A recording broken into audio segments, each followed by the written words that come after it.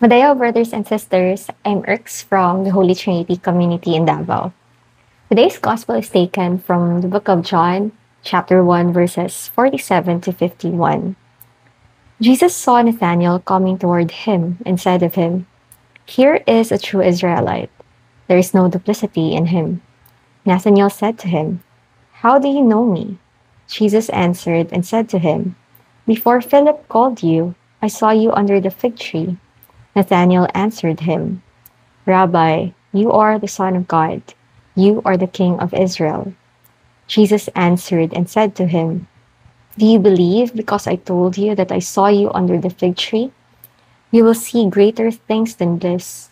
And he said to him, "Amen, amen, I say to you, you will see the sky opened and the angels of God ascending and descending on the Son of Man." I would like to share three questions worth pondering with you as we reflect on today's gospel.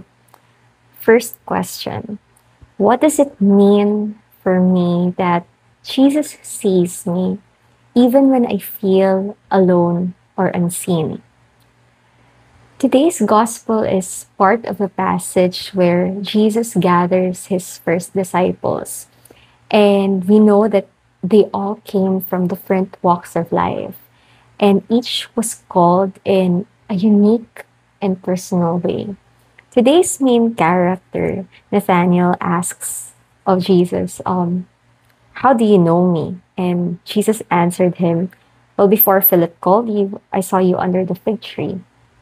This, this demonstrates Jesus' supernatural knowledge, but more importantly, he lets Nathanael know, "I see you, I know you deeply." In the same way, Jesus sees us completely and intimately, even when no one else does. The psalmist in Psalm 139 says, "My very self you knew, my bones were not hidden from you." So God knows us, our dreams, our desires, our flaws. Nothing ever escapes his notice. So that brings us to the first question that we want to reflect on. What does it mean for me that Jesus sees me even when I feel alone or unseen? How might my life change if I truly believe that I am never hidden from his gaze? Second, when was the last time that I laid myself bare before the Lord? And how did it change me? Jesus calls Nathanael a true Israelite and that there is no duplicity in him. Before this passage, Nathanael asks of Philip, "Can anything good come from Nazareth?" This gives us insight into his personality, that he's frank, he's honest, he's real, and Jesus honors that. The focus is not on Nathanael's skepticism, but on his authenticity. God values this. He desires that we come before him as we truly are, not pretending to be more holy or more composed or better than what we actually are. If we're hurt, let's come to him hurt. If we are flawed, then let's come before him imperfect. And if we are joyful, then let's come before him rejoicing.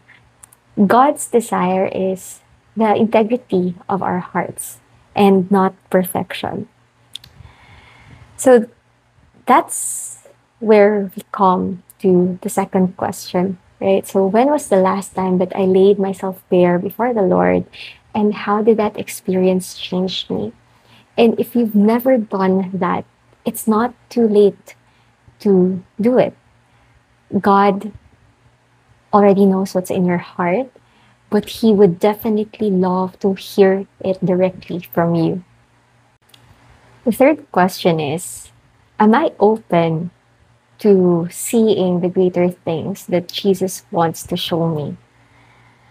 After this encounter, Jesus tells Nathanael, you believe because I told you that I saw you under the fig tree.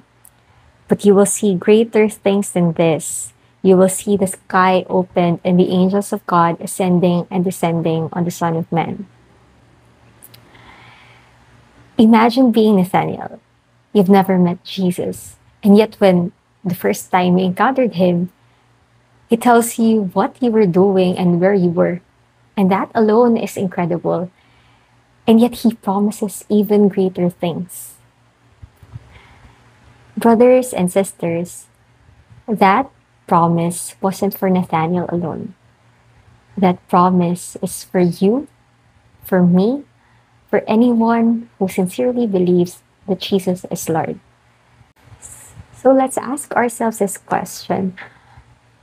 Am I open to see greater things in my life? And what might Jesus want to show me next? If you're someone who's just starting to explore your faith, Jesus definitely promises greater things for you. If you're someone who has walked with the Lord for quite a long time, think back to when you started and consider how things now. Isn't it true that the Lord has done great things for you? And yet there's still more to come. And if you're someone who has never encountered Jesus before, why don't you give him a chance? Let him surprise you. Let him love you. And this is a guarantee. This is a promise that I can definitely guarantee. Your life will never ever be the same again. So no matter where you are in your life right now, remember these three things. That you are seen. You are loved in your most authentic form. And that God has greater things in store for you. God bless you.